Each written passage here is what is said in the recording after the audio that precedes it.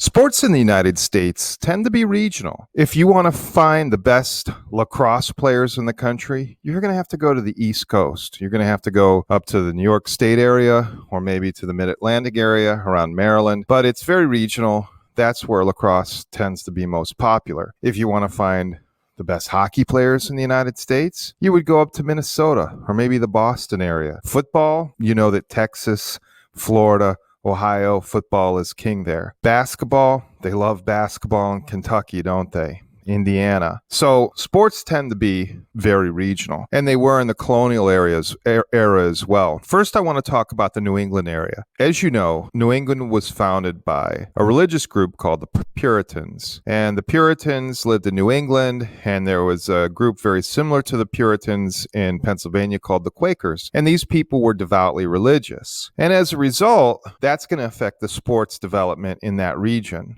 They were very suspicious of excessive worldly joys. They didn't think that spending your time on leisure was a very practical way to live. As a matter of fact, they saw leisure as dangerous. They thought you should be doing two things in your life: work and worship. And if you weren't doing work or worship, then you were wasting your time. And so in New England and in Pennsylvania in the early colonial period, sports don't develop. They just don't like them. Also, sports promote gambling, drunkenness, and violence. All three things these people were devoutly against.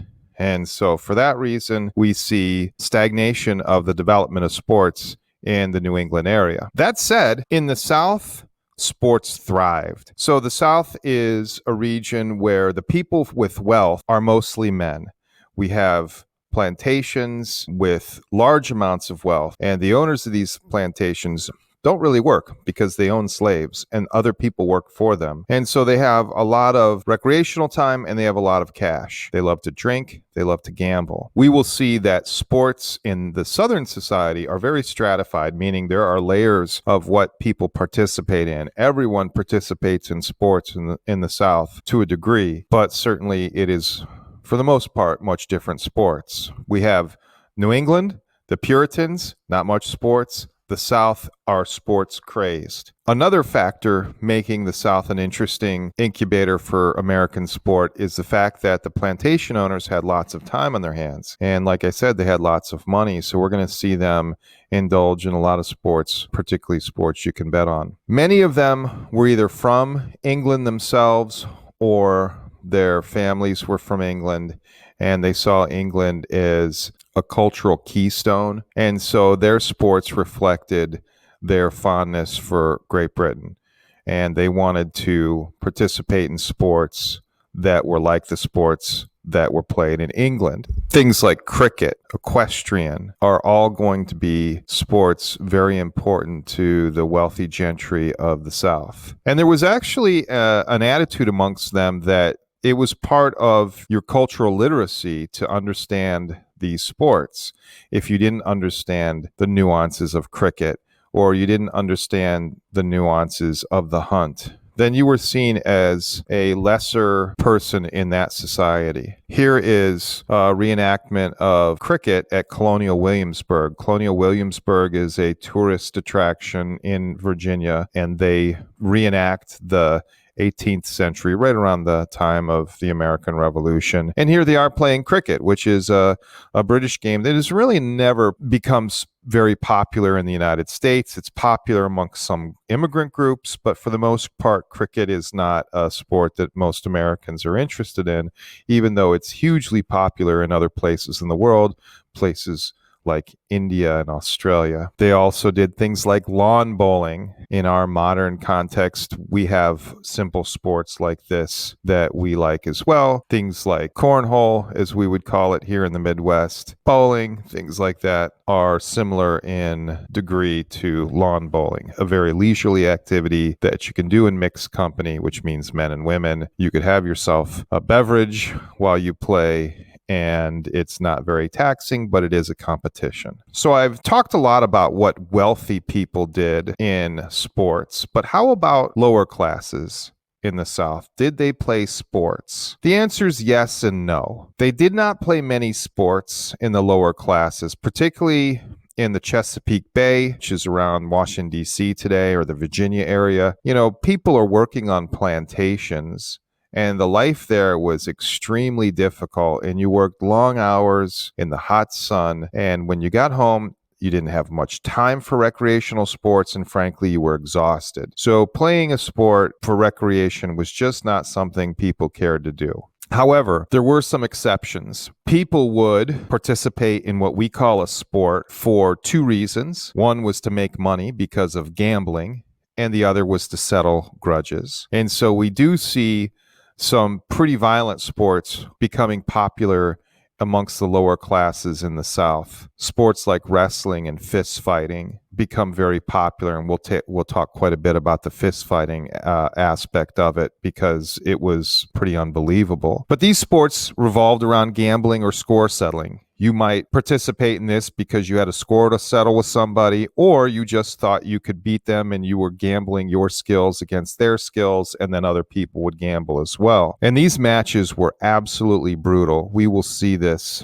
as we go throughout this presentation. But the combatants fought until either one surrendered or one physically could not participate any longer.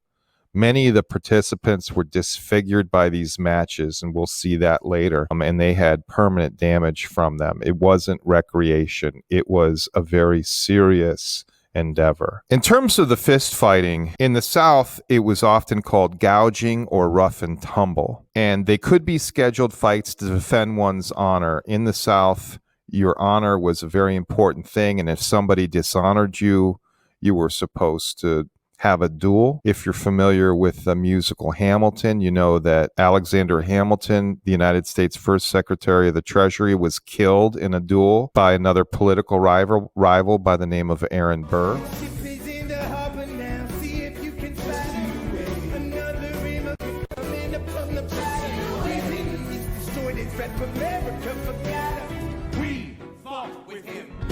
I died for him. Me, I trusted him. Me, I loved him. And me, I'm the damn fool that shot him.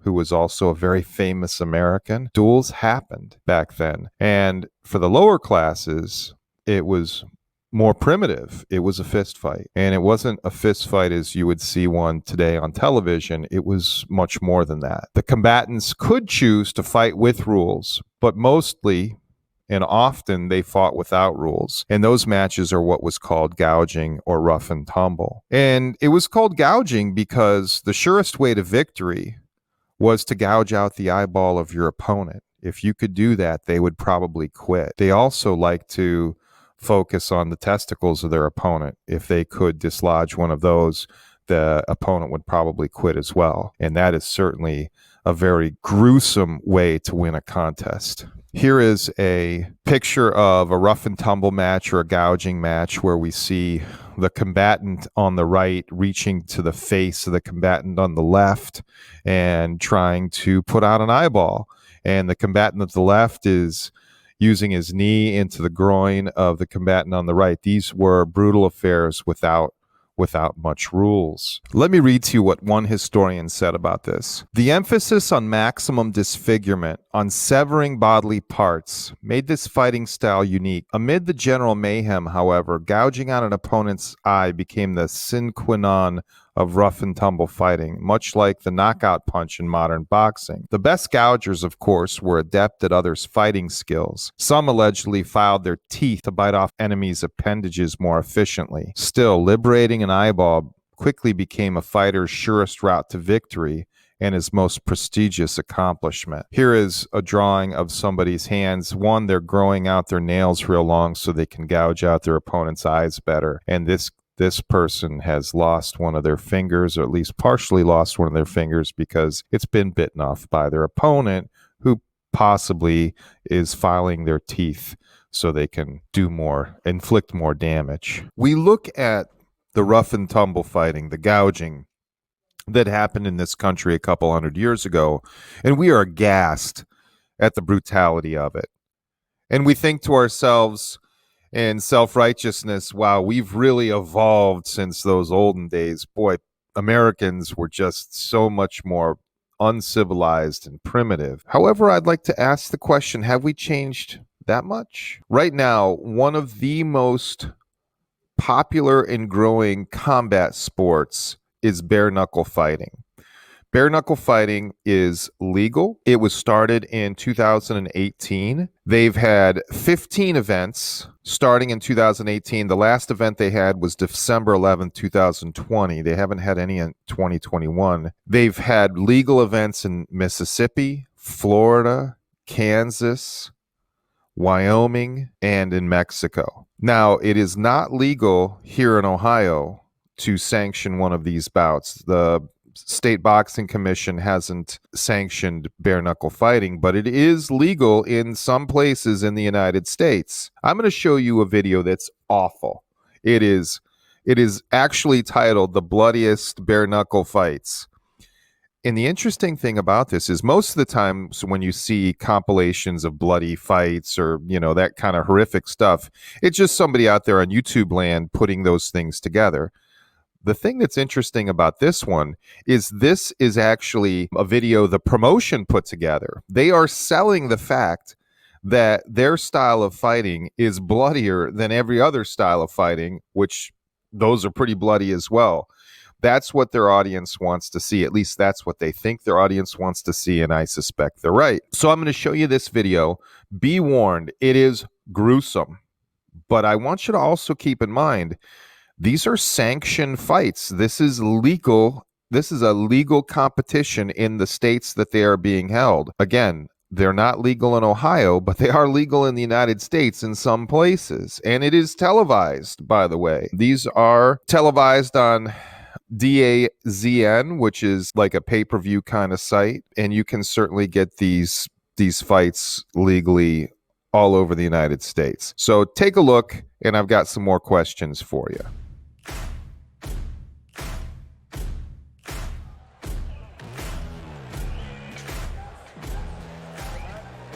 Both fighters attempting to stare each other down across the BKFC ring.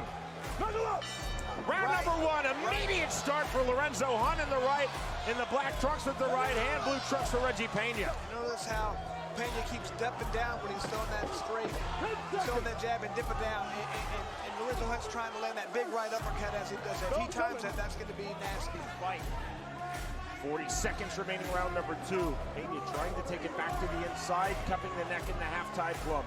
I feel like that's when Pena's been most effective right there. That's why I wanted to do a lot more of it. Nice job of blocking that, keeping a little tighter, higher striking guard now is Lorenzo Hunt. Pena trying to throw big. With Clancy telling both fighters get back to it. That's a really nasty knot on the side of Pena's face. Like I said, he has a huge knot. Bill Clancy is the sole arbiter, but he is stopping on the advice of the Florida ringside physician, and this bout is over. For Diego Galijo, very confident entering this rematch versus Tom Shoaf. Both fighters good. Ooh! Blood flow is not that bad, and there's a big left hand to take the mandatory 8 count from Bill Clancy. Big shots now, using the half-tie plum, but eating left hands from Shoaf while he's doing it. And that is ruled a knockdown. Tremendous swelling in his right cheek, and that punch targeted that swelling. But this man is still trying to win. He's still trying to find that knockout punch. Remember, big off in this striking line. Remember, the Mexican pride is on the line tonight.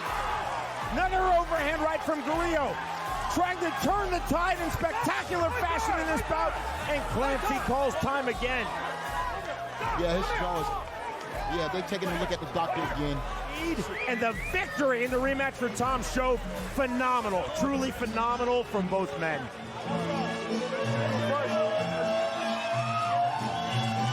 Big punches on the entrance from Rawlings, then showing good defense. Flores coming through. Big flurry, but those punches are not landing from Flores. I'm willing to bet your Flores' nose is busted and broken. Broken for sure. And about to win the currently vacant WBF Latin American Bare Knuckle Women's 125-pound title. Can credit the heart of Flores. She's still throwing. Final stages of this fight. Effective cross-arm defense from Bec Rawlings. Look at Flores. She's finishing on her feet. That's the end of the fight. Blood all over the face of Lopez. Closing stages round number 4. More big straight punches from Beltran. Now Beltran definitely cut. Back comes Tony Lopez. The battle, and we are headed to the 5th and final round. Lopez stepping in. 1 minute left. Down the stretch we go. Lopez Ferocious, running both to the Oh, good uppercut. If you do not like this fight, bare knuckle fighting is simply not for you. I love this fight. Two of my favorite fighters in MMA, two of my favorite fighters in bare knuckle. Blood all over the face of Joey Beltran. Blood all over the face of Tony Lopez. They're What a still fight. throwing, they throw to the belly. What a fight. Woo! And no hug from Beltran, in no mood to celebrate that fight with Tony Lopez. That really shows the animosity between these two. Right hand just off the mark. Big shots, and now that's a slip on Jason Knight. It look like he's spitting out teeth. Knight need to start using his reach. Uppercut from Knight. Good left hand from Jason Knight. Lobov trying to fire back on the counter. The best punches from both fighters have been landed on the inside. That's where Lobov is going, lands the right, then exits. That's sport for you because this has been outstanding. The right uppercut. There he goes. Here's right hand in the counter, right back. Lobov. Look at Knight. There's mutual respect for each other, and I think both of these fighters have gained it tonight. Without question, and how could there not be? Trying to snatch the half glove. Uppercuts now on the inside from Jason Knight. That draws the separation and the break from Dan Miragliotta.